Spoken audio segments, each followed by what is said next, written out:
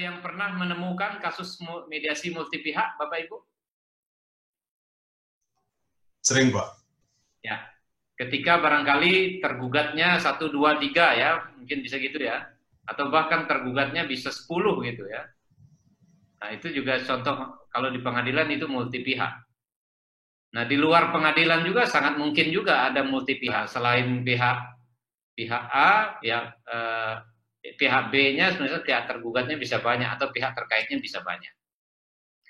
Nah di mediasi juga ada juga memungkinkan ada pihak pengamat atau ahli itu dilibatkan, sama halnya dengan kalau persidangan di pengadilan untuk didengar oleh hakim, untuk meyakinkan hakim, untuk mempengaruhi opini hakim dan menguatkan pendapat adalah salah satu pihak. Pada saat perundingan dia memimpin ya. Mediator adalah pemimpin diskusi atau pemimpin forum.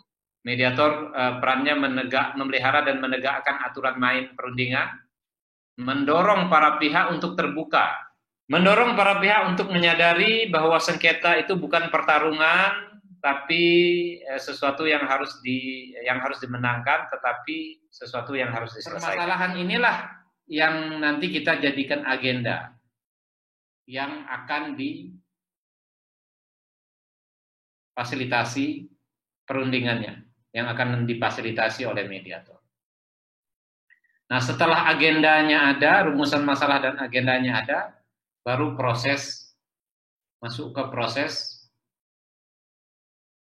tawar-menawar atau proses perundingan atau proses negosiasi. Jika ada kemungkinan kau buntu, ada hal-hal yang mengarah pada jalan buntu atau kebuntuan, atau emosinya tinggi, maka lakukan kaukus. Jika ada kesepakatan, perundingan-perundingan ini menghasilkan kesepakatan, proses negosiasi, maka akan dituangkan dalam bentuk draft kesepakatan. Ya.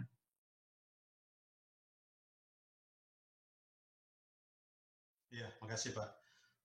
Dari tayangan film tadi saya melihat bahwa sebelum kesepakatan itu terjadi, ada beberapa kesepakatan yang dilakukan. Jadi katakanlah ada 3 isu yang menjadi masalah ya, tetapi baru 2 isu yang disepakati, ada 1 isu tadi yang masih tertunda ya kesepakatannya. Lalu kemudian dibuatlah berita acara gitu. Nah pertanyaan saya, kalau isu yang ketiga itu katakanlah tidak terjadi kesepakatan, apakah 2 poin yang sudah disepakati itu tetap bisa menjadi satu kesepakatan yang mediator lakukan dalam proses mediasi itu? Lalu kemudian berikutnya adalah apabila sudah ada berita acara yang ditandatangani, tetapi ternyata karena ada 1 isu yang belum disepakati sehingga tidak ada kesepakatan di antara mereka, termasuk 2 isu yang sudah ada kesepakatan itu. Nah, apakah berita acara itu bisa dijadikan sebagai semacam pegangan oleh salah satu pihak atau kedua belah pihak, atau seperti apa, Pak? Ya, di view ke arah saya biar terlihat. Ya. Jadi dalam presentasi Bapak Ibu harus mencatat apa yang disampaikan oleh pihak A tadi. Poin-poinnya yang dicatat itu biasanya adalah pertama, apa yang menjadi kekhawatirannya, apa yang menjadi kepentingannya, apa yang menjadi tuntutannya, ini dicatat semua di situ. Berita acara mungkin tidak ada, tetapi di surat keputusan tersebut ada namanya kesepakatan permain sebagai tuntutan hukum objek dan lain sebagainya. Isinya tetap disebutkan pada hari ini, tanggal ini, mungkin judulnya saja yang dibuat menjadi kesepakatan perdamaian, bukan disebutkan sebagai berita acara. Karena kita tahu isi berita acara itu adalah apa, di mana, kapan, bertempat, dan ada pihak tergugat dan penggugat pasal 1 dan lain sebagainya. Mohon petunjuk Bapak. Dari tayangan film tadi saya melihat bahwa sebelum kesepakatan itu terjadi, ada beberapa kesepakatan yang dilakukan. Jadi katakanlah ada 3 isu yang menjadi masalah ya, tetapi baru 2 isu yang disepakati, ada 1 isu tadi yang masih tertunda ya kesepakatannya. Lalu kemudian dibuatlah berita acara gitu.